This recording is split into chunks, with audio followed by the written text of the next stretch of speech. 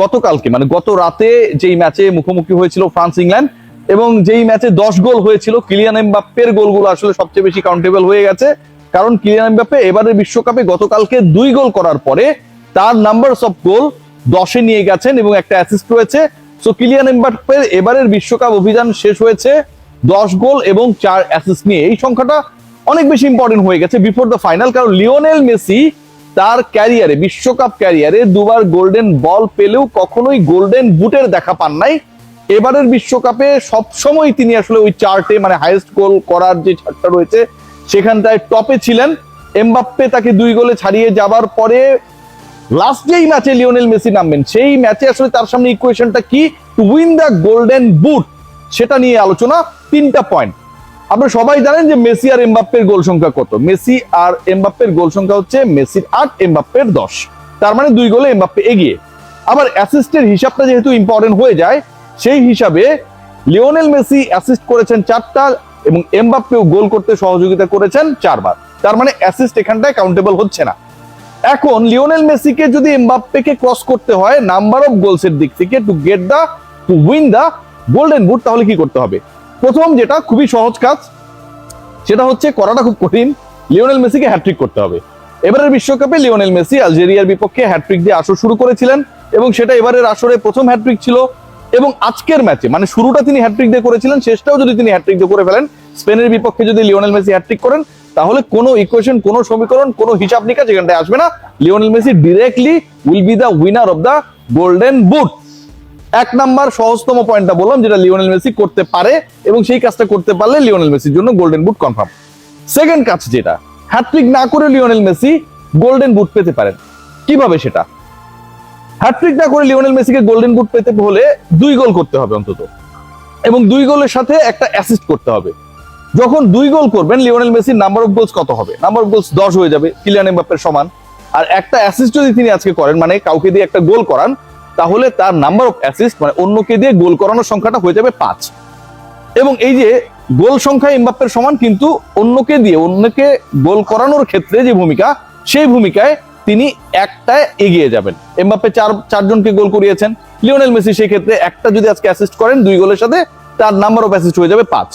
So যখন গোল সংখ্যা সমান হয়ে যাবে, অ্যাকর্ডিং টু দা ফিফাস বায়োলজ, তারা যেটা বলছে যে কোনো 2 জন পার্টিকুলার ফুটবলের গোল সংখ্যা যদি সমান হয়ে যায়, তখন কি হবে? তখন গোল্ডেন বুট কাকে দেওয়া হবে? 2 জনকে তো নিশ্চয়ই দেওয়া হবে না। তখন দেখা হবে যে ওই 2 জন ফুটবলের মধ্যে কে বেশি গোল করতে সহযোগিতা করেছে। সো লিওনেল মেসি আজকে 2 গোলের সাথে একটা অ্যাসিস্ট করলে লিওনেল মেসি আলটিমেটলি এমবাপ্পের থেকে এগিয়ে যাবেন। মানে এমবাপ্পে সবশেষ ম্যাচ খেলার আগে যে স্ট্যাটাসে ছিলেন এবং সবশেষ ম্যাচে তো তিনি 2 গোল 1 অ্যাসিস্ট করেছেন, ওটার কারণেই তো মেসিকে ক্রস করে গেছেন। ঠিক একই কাজটা লিওনেল মেসিকে করতে হবে আজকের ম্যাচে, তাহলে স্ট্যাটাসটা লিওনেল মেসির এমবাপ্পের থেকে উপরে চলে যাবে নাম্বার অফ অ্যাসিস্টের হিসাবে। নাম্বার 3 যেই কাজটা, এটা আরো ডিফিকাল্ট। 769 মিনিটে লিওনেল মেসি এবং এমবাপ্পের মধ্যে একটা সমীকরণের বোঝাপড়া করতে হবে। এখন এই 769 মিনিটের হিসাবটা কি? কিলিয়ান এমবাপ্পে টোটাল যেই খেলাটা খেলেছেন এবারের বিশ্বকাপে ফ্রান্সের হয়ে, he played 769 minutes.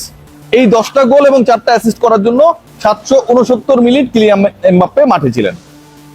Lionel Messi মাঠে ছিলেন কতক্ষণ? লিওনেল মেসি 8 গোল এবং 4 অ্যাসিস্টের জন্য মাঠে ছিলেন 712 মিনিট।